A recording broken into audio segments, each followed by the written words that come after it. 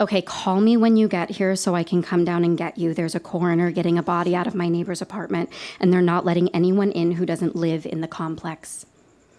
I had just come from staying at a friend's house in West Hollywood for 2 days, and I needed another place to crash for 2 more days before I would start my 3-day stint in Glendale. You had suspected that your neighbor was a meth dealer for quite a few months now, but we always talked about it with an air of levity.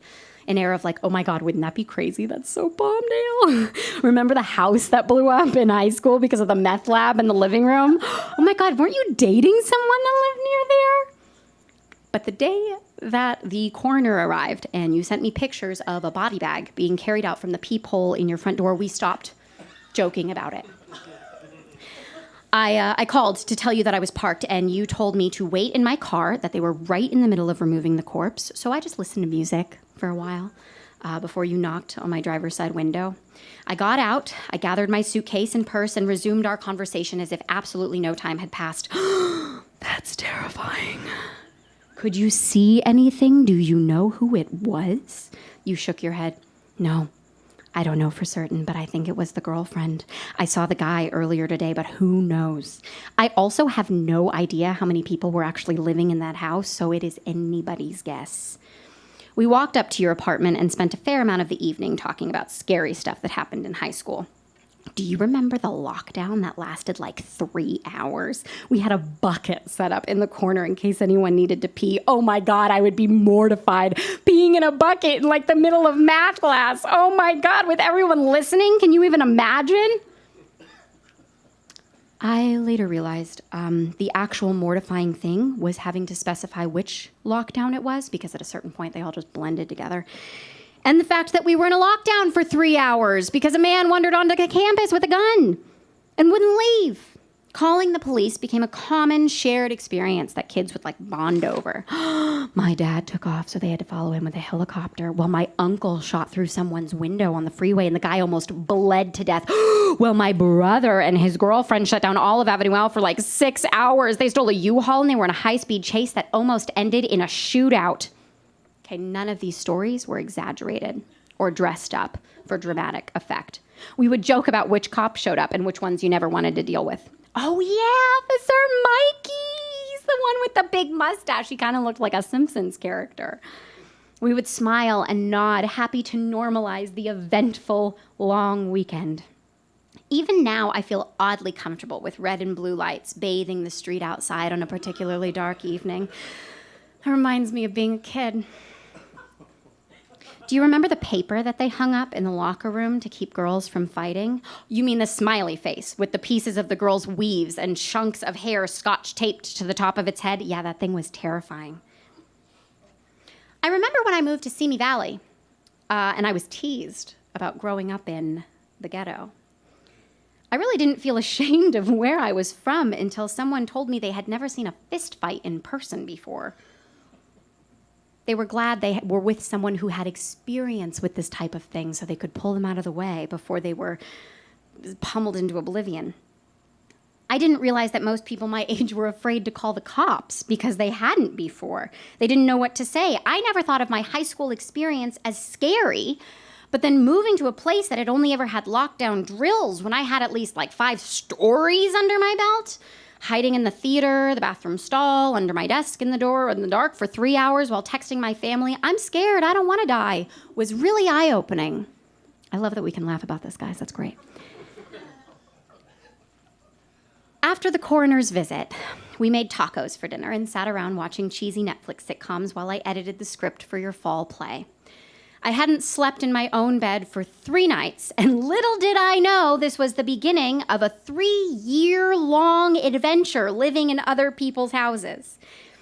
But I was still adjusting to my new life on the road, and the stress of getting ready to leave my boyfriend while simultaneously trying to find a new place to live pushed me into a brief but tearful 2 a.m. anxiety attack. And you poured us both vodka cranberries and sat with me on the floor until I caught my breath. And I don't remember what you said exactly, but you could always make me laugh by pointing out the absurdity of whatever situation I found myself in. And there we sat, a little drunk, crying and laughing after a ridiculously long day. And then at 2 a.m., someone knocked on the door. About 5 years after moving to Palmdale, I started making my way onto the guest list of upper crest art societies.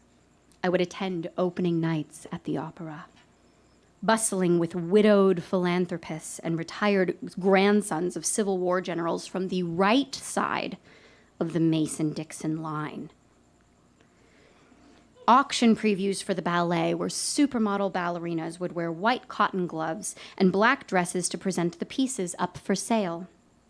The sitting room only living rooms of the elite and well-to-dos of Beverly Hills are comfortably full and overlook the infinity pool and Art Deco Japanese gardens.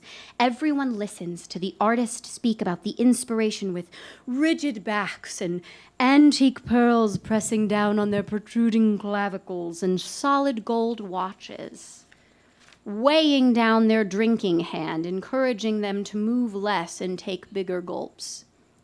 And then the small talk starts. Oh my, your dress, it's lovely. The cut is quite chic. Who are you wearing? My first thought is to check the tag. I got it at a thrift store in Topanga Canyon that sells vintage secondhand clothes. I think it was $27.50. My second thought is to lie. However, I don't know enough about what's in style or who's considered a respectable designer. I could tell you the most respectable designer at the outlet mall, but I seriously doubt the two match up. So I simply say, thank you so much. I'm actually not sure. It was a piece that my mother passed down to me. She held on to everything for years, knowing it would all come back in style. Usually this assuages them enough to elicit a genuine smile and a transitional compliment as they move on to the next party guest to start shallow conversations with. Two newlywed men approach us next. Your shoes, they are stunning. We have been admiring them from afar all evening. Were they a limited release? I haven't seen anything like them in ages, not since Fashion Week in New York 2 years ago. God, that was such a fabulous show. It was such a comprehensive collection. I am so sorry. I have forgotten myself. I'm Andy. This is Michael. We're staying in Malibu for the winter, but we're both initially from the Upper East Side. Such a coincidence, right? Where are you from?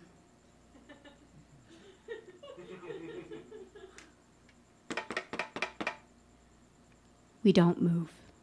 The knock comes again. Hello? We rushed over to the door together, hand in hand like Laverne and Shirley, and took turns looking through the peephole. A tall, lanky white man with a shaved head and arms bathed in ink stood before us. He was twitchy, a blur of scratching itches and flinching at unidentifiable distant noises. He knocked again. We crouched against the base of the door. What do we do? I don't know. Wait for him to go away. Another knock. It seems like he might really need something, okay? What if he's looking for his dealer and he can't find her because she died? Or what if she was cheating on her husband with him and now this guy knows she's dead and he thinks that the husband killed her? Or what if... He pounded on the door so hard it shook against our backs. What if he brings down the door? He's not going to break down the door, okay? We didn't do anything. Criminals don't need you to do something to break into their house, especially if they think that it's empty. Do you think that he can hear the TV? Yes. Maybe we're asleep. We could sleep with the TV on. Lots of people do that. A loud popping noise echoed in the space between the apartments. We looked out the window. He had thrown a bottle of blue Gatorade off the second-story balcony in a fit of frustration. It didn't do much. He mumbled some profanities and ran down the stairs outside, shaking the entire complex. Maybe he's gone. Do you think he was having withdrawals? Yeah. You know what? I bet she was the dealer, and he doesn't even know she's dead. Then why the hell would he be knocking on my door? I don't know, because he thinks they took off or something. Maybe he's all disoriented and he thinks he's knocking on their door. The apartment shook again. He was running back up the stairs, unsure of what else to do. He pounded on the door with desperation. Hello? Hello? We have to call the cops. I am so not in the mood to deal with a police report. I know, but we cannot do this all night. My fingers found the familiar numbers with ease. Hello? Yeah, there's a man pounding on the front door. He appears to be, struggling. There was an incident at the neighbors earlier today, and we thought we'd play it safe. Yeah, no problem. I gave them the address, and within 5 minutes, 3 squad cars pulled up into the front parking lot of the complex. Our meth addict disappeared when he saw the lights and didn't come back for the rest of the evening. We were both questioned for the police report, and were told they were going to have a car parked out front for the rest of the evening to make sure he didn't come back. He had matched a few wanted ads locally, and with the death reported earlier and just next door, they wanted to be safe. I woke up only once in the middle of the night and looked off the balcony for comfort. And there was our police officer, Mikey, drinking his morning coffee and dabbing his mustache with a McDonald's napkin. I'm from, the Mojave, originally. But I've been in this city for quite a few years now. Around this point, I get a very knowing grin. Oh, really? I had a cousin who lived up near there. Lancaster? Have you ever heard of Lancaster? He had a tragically horrible life. Tragically horrible. I would look down into my unidentifiable wine, complimentary but still far beyond my price range.